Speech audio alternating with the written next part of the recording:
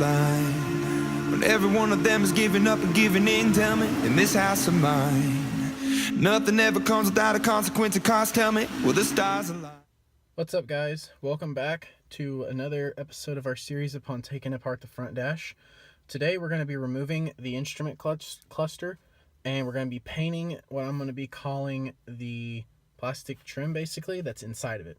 So when you turn on the vehicle, this center part, this side part, and this part right here all light up with instrument notifications like check engine light and your bright lights and other sorts of stuff like that with indicators. We're going to be, instead of replacing that in the speedometer and stuff like that, I kind of like the way it is, we're going to be taking off this plastic trim and we're going to be painting it the same red that we had previously painted our grab handles and vents, rings, and other stuff like that inside the vehicle. Okay, so to remove this and to remove the dash, if you go to the video previous to this that's going to be leading the series, I'll show you how to remove the dash. But we're going to jump into actually removing this piece itself. So to remove this piece, there's 4 screws. There's one here in this corner, one in the corner adjacent, one to the corner directly below it, and then one to the corner directly down here. Okay? And then after that, you'll notice that it just comes right off. Okay? And so now you come with the issue of there still being power. So to disconnect the power, let's get this up here, you press on this cord right here, and if you forget what order they're in, just come back to the video. You go remove this one, and then you're going to remove this brown one right here, and then you will remove the other black one. Okay, and with the removal of these, your instrument cluster panel is now free, and you can take it apart and go about removing that plastic piece and painting it, which I will be showing you on our work table. All right, guys, so here we are.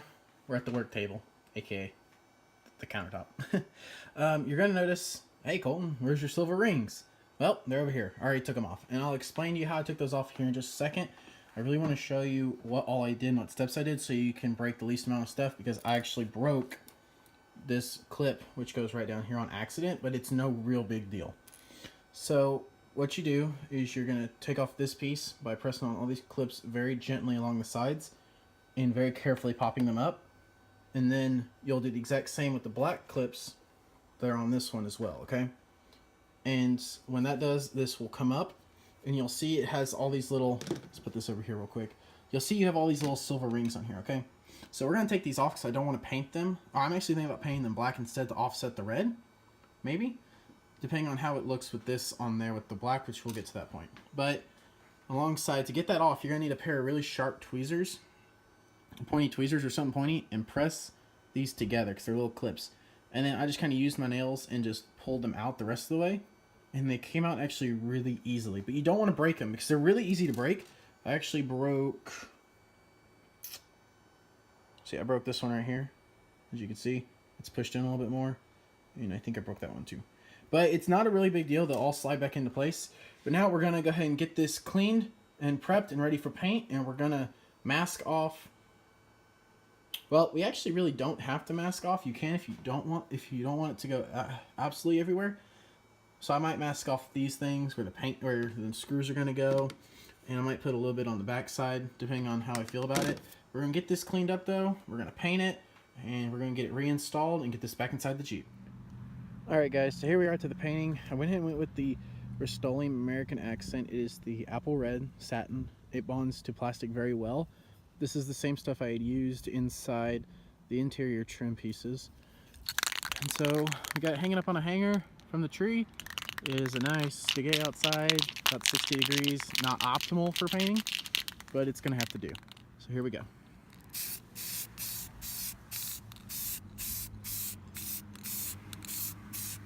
And you just really want to do a light coat and then keep adding more and more until you get the desired finish you want in the end. And make sure you get all your nooks and crannies.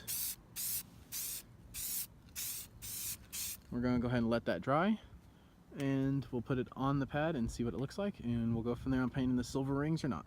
Okay, guys, so we're going to put this back together. As you can see, I snapped the rings back into place. It turned out actually to be really quite nice. I'm really pleased with how it did. And we snapped this piece back onto the main housing, and now we're going to go ahead and just snap the rubber piece or the clear plastic piece. I cleaned it. I recommend you do the same thing. And we're just going to snap this back on, give it a nice little wipe down again, secure it all fingerprints, and we will go put this back on the Jeep. Alrighty guys, so now we're going to reinstall the instrument cluster into the power. As you can see, I already got the power plug back in. But what you do is just like we did from the beginning. Your big black port's going to go right here in the far right. The brown one's going to go right behind that. And then there's going to be 2 ports over here, okay? For my model, the one on the right-hand side is the one that gets the plug. The one on the left side is actually for nothing. I'm not sure if that's just something from different differentials between Rubicons and Sports and Limiteds and other things of that nature. But as far as I know, for a Sport, this is how the setup's going to be. Okay, I actually don't have all these fancy technology in here either, so that's probably why too. And then we're going to line this back up. It's going to set, you're going to line your holes back up, and there's actually a piece right here that lines up this hole, as you can see right there. That lines up in the hole, and there's one on the other side. We're going to go ahead and put the screws back in, and we'll be completing this install, and we'll put the dash back on and get a final look and see what it looks like. Alrighty guys, so here's the final product.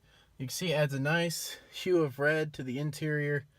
I really like the way this turned out. I think it looks really great, adds a nice accent to it, and just makes it that much more of a unique piece for yourself. If you have any questions about how to get the dash back on, I'll actually go over that in the dash removal, dash reinstall video. It's really simple to do. You literally just pop it back into place the way you took it back off again. Everything sets back up again. You put your 4 screws back in place, and it's done. Alright, but I feel like this adds a really nice piece for only being about a $5 mod for the can of paint. That's all you have to pay for. If you don't break anything else, this is a solid thing. It looks really good. Will impress your friends, and you can even do it to theirs for themselves. Again, thanks for watching. I hope you like this little series I'm doing over how to break down the interior, and just keep on Jeeping.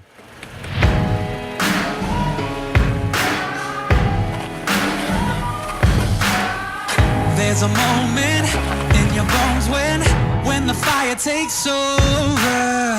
Blood is running